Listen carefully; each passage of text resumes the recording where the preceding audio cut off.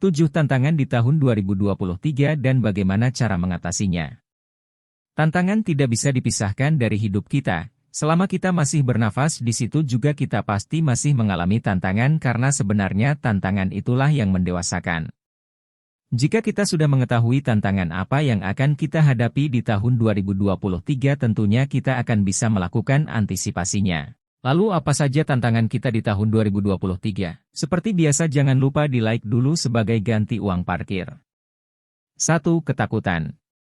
Perasaan takut ada untuk membuat kita waspada dan menjaga kita agar tetap aman, bukan untuk mencegah kita melakukan sesuatu dan melupakan impian kita. Rasa takut yang berlebihan sangat berpengaruh dalam kinerja kita, atau bahkan malah membuat terhalang untuk melangkah dan melanjutkan apa yang telah kita mulai. Takut adalah produk dari pemikiran manusia, jangan salah paham, bahaya itu selalu ada, namun takut bukanlah sebuah pilihan. Banyak orang yang tidak bertindak karena takut gagal, padahal tidak bertindak adalah kegagalan yang jelas. Beberapa tips untuk mengatasi ketakutan. Pertama, tanyakan ke diri sendiri apa yang kita takutkan, seperti takut dibenci orang lain, takut akan kegagalan, takut dengan kritikan, atau lain sebagainya. Tulis dan lepaskan apa yang di luar kendali kita. 2. Tanyakan pada diri sendiri, apakah ketakutan kita itu pernah terjadi dan jika pernah, bagaimana cara kita mengatasinya saat itu. Kita pernah menang, dan kita akan menang sekali lagi. 3. Fokus pada strength, yaitu kekuatan yang ada di dalam diri yang bisa dimanfaatkan secara maksimal, seperti pintar, ramah, cepat tanggap atau disiplin. Fokus pada strength kita dan aplikasikan kekuatan tersebut untuk mengatasi ketakutan. 4. Bayangkan hasil yang kita inginkan bukan ketakutan kita. Apa yang tidak membunuh kita akan membuat kita kuat. Nomor 2. Perfeksionis. Seperti yang telah kita ketahui, perfeksionis adalah orang-orang yang telah menetapkan standar tinggi terhadap kinerja dan kepribadian mereka.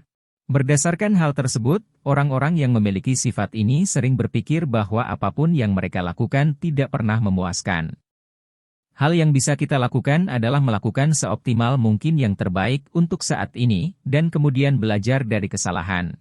Dampak buruk perfeksionis bukan hanya secara mental namun juga secara fisik, seperti terganggunya hubungan dengan orang lain, tidak menikmati hidup, menurunnya produktivitas, dan juga gangguan kesehatan. Sifat perfeksionis mungkin akan sulit dihilangkan sepenuhnya, namun Anda bisa mengendalikannya agar dampak buruk perfeksionis bisa terhindar. Beberapa tips untuk mengatasi perfeksionis. 1. Alihkan mindset kita untuk bisa nyaman dengan ketidaksempurnaan, terlihat buruk dan menerima kritikan. 2. Cari partner untuk mendiskusikan ide dan langkah kita, dan mereka bisa mendorong kita untuk melaksanakan ide-ide tersebut. 4. Buat deadline dan paksa diri untuk memenuhinya. 5. Berpikir melakukan optimal bukan sempurna. 6. Menyadari bahwa hasil adalah sesuatu hal di luar kendali kita, berserah terhadap hasil. Nomor 3. Tujuan yang tidak jelas. Banyak orang mengeluh, mereka kehilangan motivasi di tengah perjalanan sehingga tidak konsisten sampai ke garis finish. Sebenarnya mereka bukan kehilangan motivasi, tapi belum memiliki tujuan yang jelas.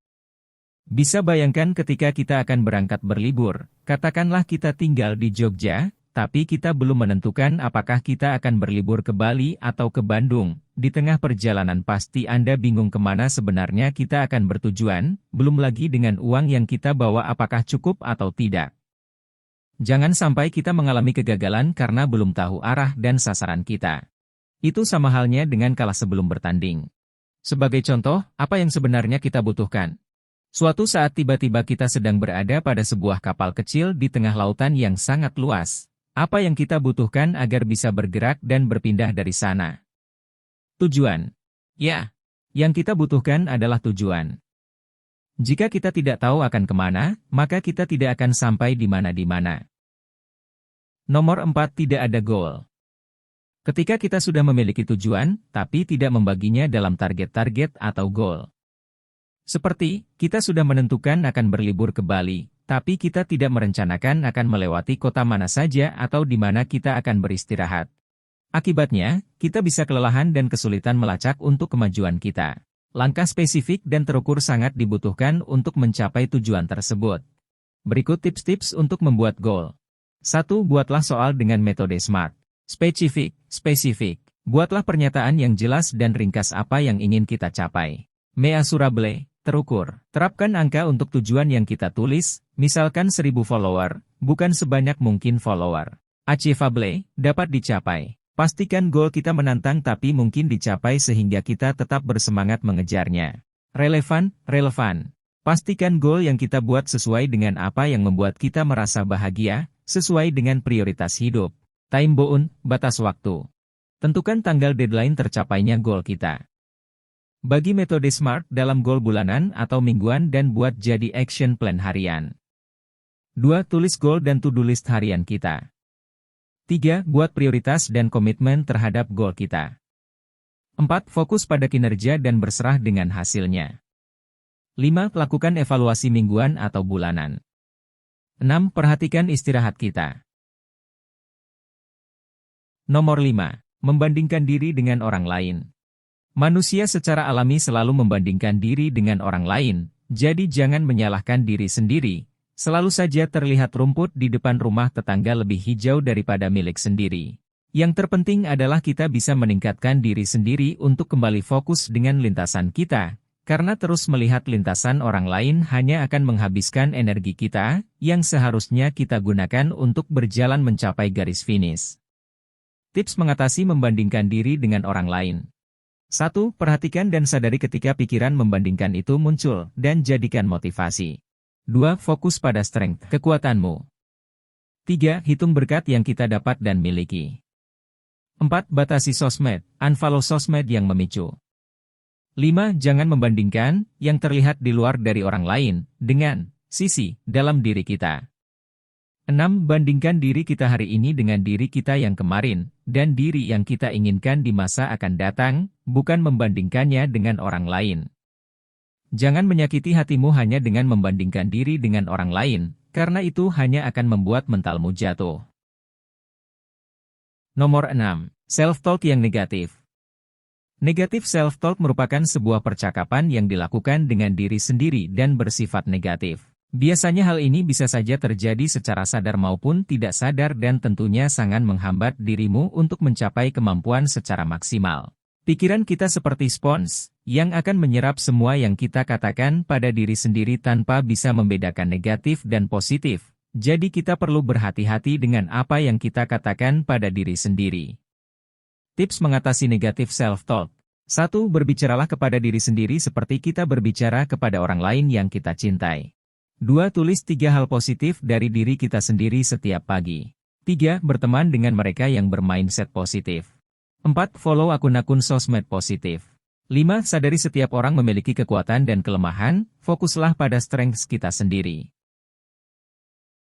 Nomor 7. Batasan yang tidak jelas. Batasan yang sehat adalah tentang mengkomunikasikan kepada orang lain tentang apa yang kita inginkan, bagaimana kita ingin diperlakukan dan apa rencana kita, bukan malah menyiksa diri dan ketidakenakan. Tips menetapkan batasan. 1. Tahu dengan jelas apa yang diri kita butuhkan dan sukai. 2. Latih cara mengatakan tidak, jujur dengan diri sendiri, jangan diam, buat kompromi sehingga orang lain tidak kecewa, tapi kita tidak mengorbankan diri. 3. Berhenti merasa bersalah, waktu hanya 24 jam, kita perlu memprioritaskan hal-hal yang penting bagi kita. 4. Jangan takut kehilangan seseorang, jika dia memang orang yang baik dan support, dia akan menghargai batasan kita. Bedakan tahun ini dengan tahun-tahun yang kemari. Simpan semua lelahmu sebagai tanda bahwa kau pernah berjuang untuk mendapatkan sesuatu yang kau sebut tujuan.